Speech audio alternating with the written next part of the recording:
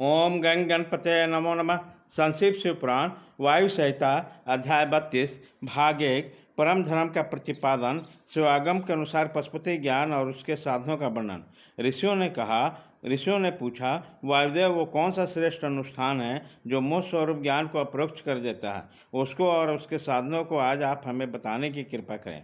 वायु ने कहा, भगवान शिव का बताया हुआ जो परम धर्म है उसी का श्रेष्ठ अनुष्ठान है कहा गया है। उससे सिद्ध होने से साक्षात मोक्षदायक शिव अप्रोक्त हो जाते हैं।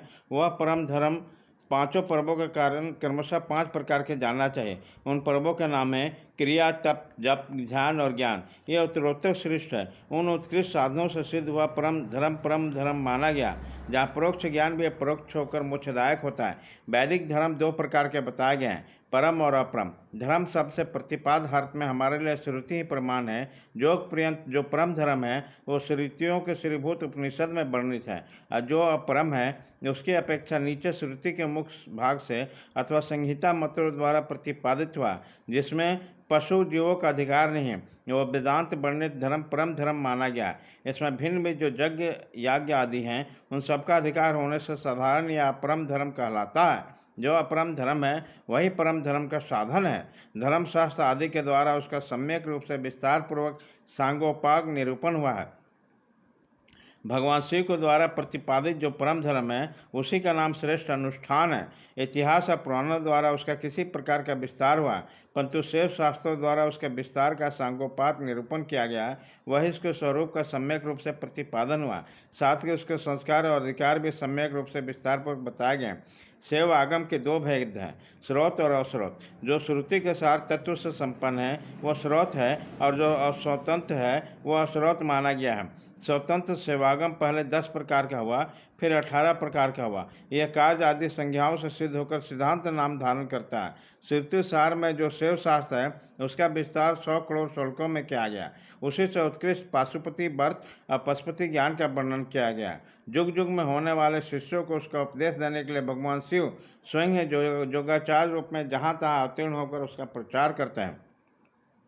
इस शिव शास्त्र को संक्षिप्त करने से उसके सिद्धांत का प्रवचन करने वाले मुख्यतः 4 महर्षि हैं, रुरु, दधीचि, अगस्त्य और महायशस्वी उपमन्यु। उन्हें संहिताओं के प्रवर्तक पाशुपत जानना चाहिए। उनकी संतान परंपरा में सैकड़ों हजारों गुरुजन हो चुके हैं। पशुपति सिद्धांत में जो परम धर्म बताया गया है वो चर्या आदि 4 पादों के कारण 4 प्रकार माना गया। उन चारों में जो पशुपति योग है वो दृढ़तापूर्वक शिव के साक्षात्कार कराने वाला, इसलिए पशुपति योग ही श्रेष्ठ अनुष्ठान माना गया। इसमें से भी ब्रह्मा जी ने जो उपाय बताया उसका वर्णन किया जाता है।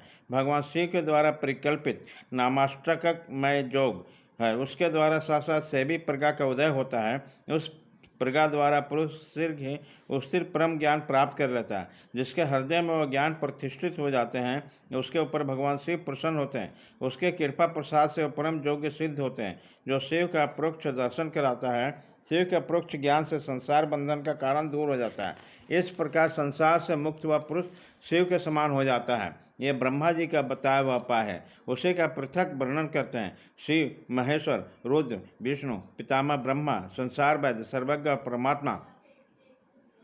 यह मुख्यतः 8 नाम हैं। ये 8 मुख्य नाम शिव के प्रतिपादक हैं। इनमें से आदि 5 नाम क्रमशः शांतियंता आदि 5 कलाओं से संबंध रखने वाले हैं, और उन 5 उपाधियों को ग्रहण करने से सदाशिव आदि के बोधक होते हैं। उपाधि की निर्वृत्ति होने पर भेदों की निर्वृत्ति हो जाती है। वह पद नित्य है, किंतु उस पद पर प्रतिष्ठित होने वाले अनित्य कहे गए हैं। पदों का परिवर्तन होने पर पद वाले पुरुष मुक्त हो जाते हैं। परिवर्तन के अनंतर पुनः दूसरे आत्माओं के उस पद की प्राप्ति बताई गई है, और उन्हीं वे आदि 5 नाम नियुक्त होते हैं। उपादान आदि योग से अन्य 3 नाम हैं। संसार वैद्य, सर्वज्ञ और परमात्मा भी त्रिविध उपाधि का प्रतिपादन करते हुए शिव में ही अनुगत होते हैं। भाग 1 खत्म।